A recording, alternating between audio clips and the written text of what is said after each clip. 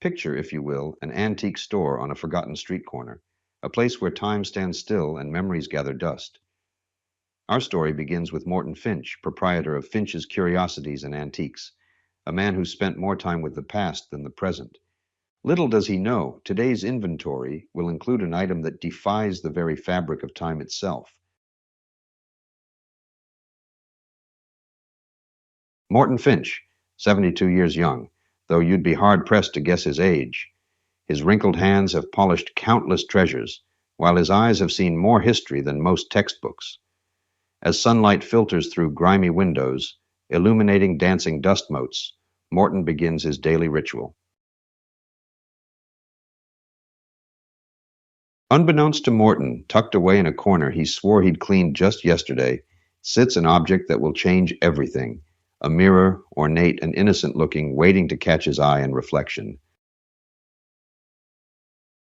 And so begins a day like any other in Morton Finch's shop of curiosities.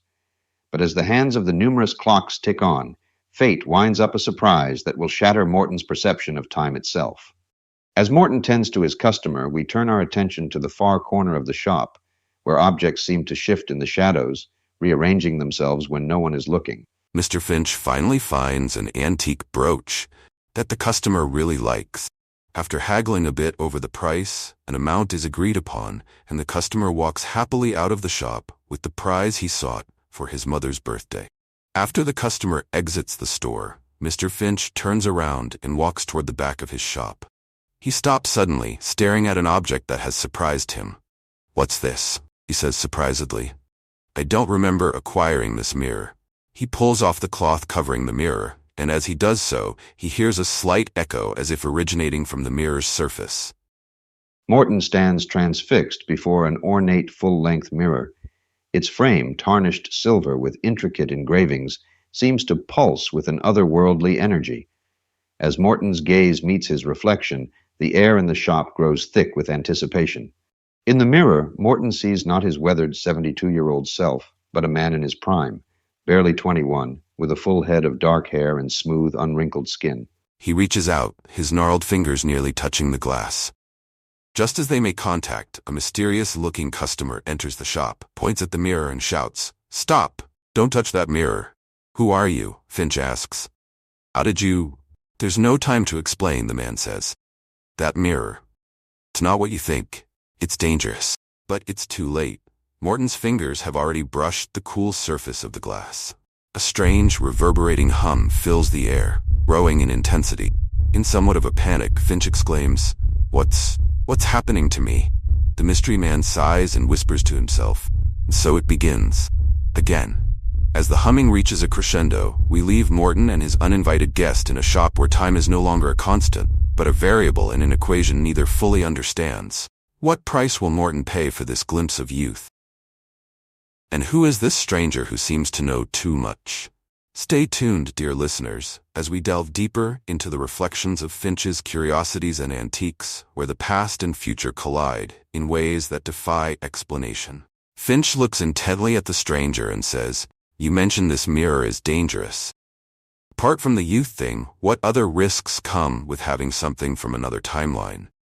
The mystery man answers, "More than you can imagine, Morton. Let me break it down for you. First, there's the risk of temporal displacement. Objects from other timelines don't belong here. They create ripples." "Ripples?" Finch asks. The man answers, "In the fabric of time itself. Small changes at first, objects in the shop moving on their own, appearing and disappearing.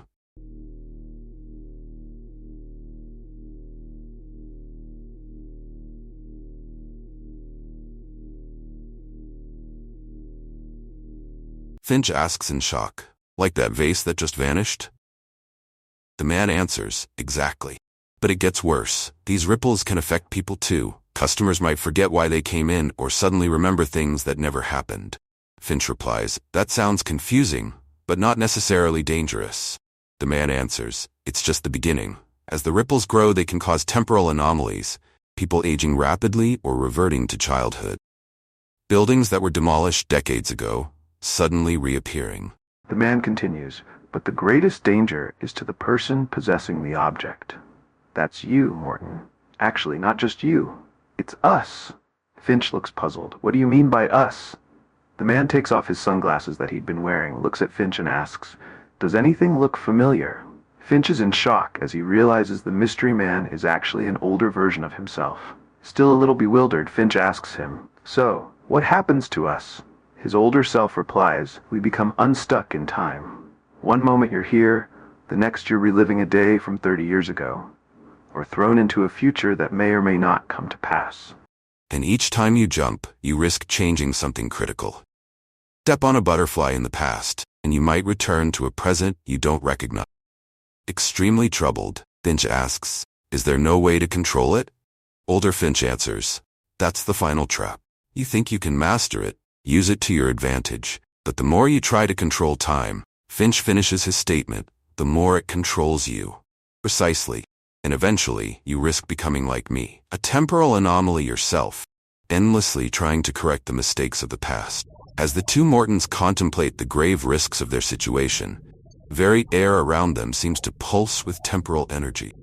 The mirror, innocent-looking yet infinitely dangerous, reflects not just their images, but countless potential futures and pasts that hang in the balance. In Finch's Curiosities and Antiques, the most dangerous antique of all is proving to be time itself.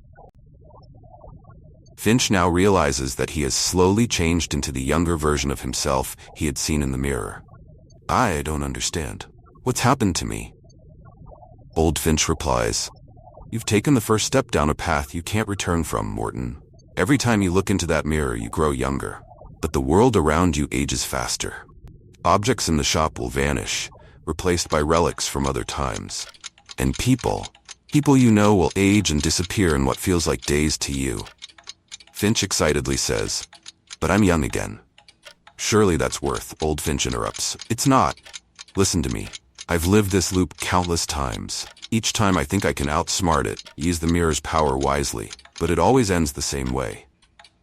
As the two Finches face each other, mirror images separated by decades, the very fabric of the shop seems to ripple. Antiques flicker in and out of existence, the past and future battling for dominance. Finch looks around and sees nothing but chaos. "What's happening to my shop?" Old Morton replies, "Reality is unraveling. The longer you use the mirror, the worse it gets. Eventually you'll be trapped, forever young, but alone, in a world that's left you behind." A hairline fracture appears in the mirror's surface, unnoticed by either Morton. The clock faces throughout the shop begin to spin wildly, their hands a blur of motion. Finch decides to go on a mission. "Then I'll destroy the mirror. Right now, before it's too late." Old Finch shakes his head and says, "I've tried that. Many times. It never works." "Then why are you here? What's the point of warning me if I can't change anything? Because this time, I have a plan. But you'll have to trust me, and do exactly as I say." As the younger Morton considers his older self's words, the fracture in the mirror grows, spreading like a web across its surface. Time is running out, and decisions made in the next few moments will echo across years, or perhaps across lifetimes. In the dimly lit antique shop, Morton grapples with the concept of temporal displacement, a fate his older self warns might befall him. Finch asks, "You mentioned becoming unstuck in time. What exactly does that mean?" Old Finch tells him, "Imagine your life as a book, Morton. Normally you'd read it from start to finish, page by page. But when you're unstuck in time, it's as if the pages of your life get shuffled. You jump from one moment to another, with no control or sequence." Finch asks, "How in the world does that happen?" Old Finch, "It starts small. You might experience déjà vu more often, or have dreams that feel unusually real. Then come the flashes. Brief moments where you're somewhere else. Your childhood, a war you never fought, a future you don't recognize." Finch contemplates. "That sounds very disorienting." "It is, but it gets worse. Eventually you start to physically shift. As if on cue, the older Morton's form flickers, briefly replaced by a younger version of himself, then an elderly one, before settling back." Old Finch continues, "One moment you're here, the next you're reliving your wedding day, or watching your great-grandchildren in a world you don't understand." Finch is frantic now. But surely there must be a way to control it? Old Finch shakes his head and smiles slightly. "That's what I thought. But time isn't a road you can steer on, Morton. It's more like a raging river, and you're just driftwood." The more you try to navigate, the more lost you become. You might try to change things, prevent mistakes. Finch tries to rationalize. That doesn't sound so bad. Old Finch cautions. Every change ripples out, altering the future in ways you can't predict. You might prevent one tragedy only to cause a worse one. The air around them seems to thicken, time itself protesting against their discussion of its secrets. Old Finch continues, and the worst part? The loneliness. You form connections with people, only to be ripped away to another time, or you return to find they never existed in the new timeline you've created. In the end, you're adrift in the time stream, a man out of time, belonging nowhere and no when. Finch asks, is there no way to get stuck again? That, my younger self, is exactly why I'm here, to try one last time to anchor ourselves in the present. But remember, the more we meddle with time, Finch finishes his thought, the more time meddles with us. As the two Mortons contemplate their temporal predicament, the clocks in the shop tick on, each second a reminder of the precious linear time they long to reclaim. In Finch's Curiosities and Antiques, the battle against becoming unstuck in time hangs in the balance, with the fate of not just Morton, but potentially all of reality at stake. We return to Finch's Curiosities and Antiques, where time itself seems to be unraveling. Two versions of Morton Finch stand amidst the chaos, one youthful and bewildered, the other aged and determined. You said you have a plan. What is it? We need to stabilize the timeline. The mirror doesn't just change you, it fractures reality. How do we do that? We need to find the anchor, the original object from our timeline that doesn't belong here. As the older Morton speaks, objects around the shop begin to shift and change. A Victorian vase morphs into a futuristic sculpture, then back again. Everything's changing. How can we find anything in this mess? Focus, Morton. Think. What's the oldest thing you remember always being in the shop? I'm not sure. Wait, grandfather's pocket watch. It's been here since I inherited the shop. Yes. Where is it? It should be in the display case by the register. The two Mortons rush to the antique display case, which now seems to be flickering between different styles. Victorian, Art Deco, futuristic. Here it is. But it looks different. The pocket watch in the older Morton's hand is unlike anything they've seen. It's a blend of antiquated gears and advanced technology, ticking with an otherworldly rhythm. This is it, the linchpin holding the fracturing timelines together. What do we do with it? We need to synchronize it with the mirror. It's our only chance to reset everything. As they approach the mirror with the watch, the cracks in its surface begin to glow with an eerie light. Morton, listen carefully. When I say now, we both need to touch the watch to the mirror's surface. What will happen? If I'm right, it should reset the timeline. If I'm wrong, the older Morton's words are cut off as the shop around them begins to dissolve, reality itself seeming to melt away. Now, Morton. Now. In unison, both Mortons press the glowing watch against the fractured mirror's surface. In that moment of deafening silence, we leave Morton Finch, or perhaps Morton's Finch, suspended between what was, what is, and what might be. Will this be the loop that finally breaks, or is Morton destined to relive this temporal nightmare for eternity? The answer lies just beyond the looking glass, in a dimension where time is more than just a river. It's an ocean, and Morton is lost at sea. Time, that most fickle of masters, seems to have settled. We return to Finch's Curiosities and Antiques, where the dust motes once again float peacefully in shafts of sunlight. But what of Morton Finch? What happened? Morton Finch stands alone in his shop, the familiar wrinkles on his hands telling him he's back to his 72-year-old self. The mirror stands innocently in the corner, its surface whole and unremarkable. Was it all a dream? But as Morton examines his grandfather's pocket watch, he notices something different. A small engraving on the back that wasn't there before. Morton reads the inscription, "Time is a gift. Use it wisely." Just then the shop bell jingles as the door opens. "Good morning, Mr. Finch. Lovely day, isn't it?" Yes, quite lovely. I was wondering if you might have any Art Deco pieces? My grandmother's birthday is coming up, and she's always talking about the good old days. The good old days, indeed. Every day can be a good old day if you know how to appreciate it. As Morton helps his customer, we notice a change in him. He moves with more purpose, his eyes twinkling with a newfound appreciation for the present. "Thanks, Mr. Finch. You know, my friends say I'm crazy for shopping in antique stores. They say it's all just old junk. Everything here has a story, a piece of history. But do you know what the most valuable antique in this shop is? What's that?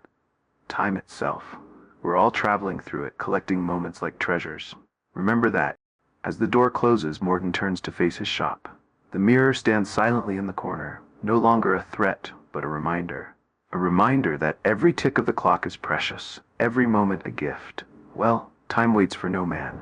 Best make the most of it. And so we leave Morton Finch, a man who's journeyed through the very fabric of time, only to find that the present is the most valuable era of all. In his little shop on a forgotten street corner, he'll continue to be the custodian of history, with a newfound appreciation for every passing second. For in the end, isn't that what we all are? Travelers in time, collecting memories instead of antiques, in this curious shop we call life.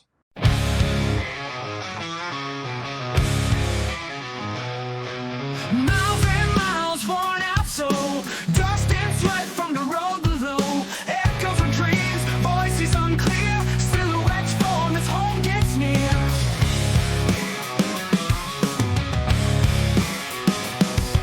Eyes are burning, feet dragging slow. When whisper secrets I used to know.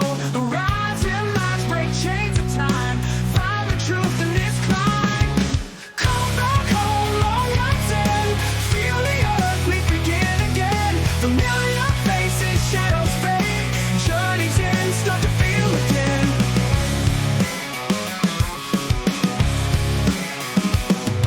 Mountains tall, rivers wide. Fought the current, tame the tide. Stars guide through the darkest part. Beat so hard that battered heart.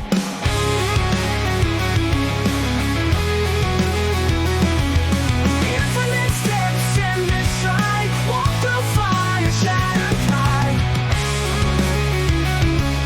When whispers secrets to know. Living now, our love's been found. Open doors creak, whispers loud. Painful past in the ghostly shroud. Shadows dance.